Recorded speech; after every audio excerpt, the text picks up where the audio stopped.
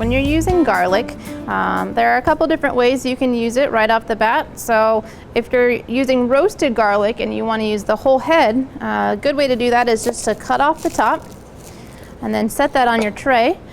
Just with oil and salt, roast that, and then when they're soft enough, they squeeze right out. They're very easy to use, and their flavor becomes a lot more mild and approachable as well.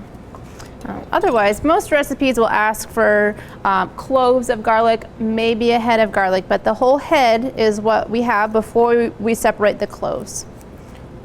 So the cloves, depending on how tight they are, sometimes you need a knife to get yourself started a little bit. But they separate into individual cloves. So there's many cloves on each head of garlic.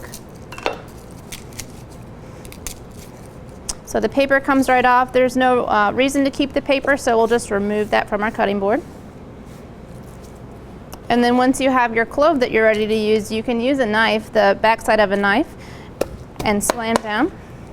And that removes a lot of the excess paper and a lot of the time that you'd spend trying to carefully pick that apart. So now we have our clove that's easy to mince. But if you don't have the right size knife, or you're not willing to do that in your kitchen, that's fine. We can go ahead and slice off the ends and then very carefully peel the paper away. Especially if you need something where your garlic clove maintains whole in how you're roasting.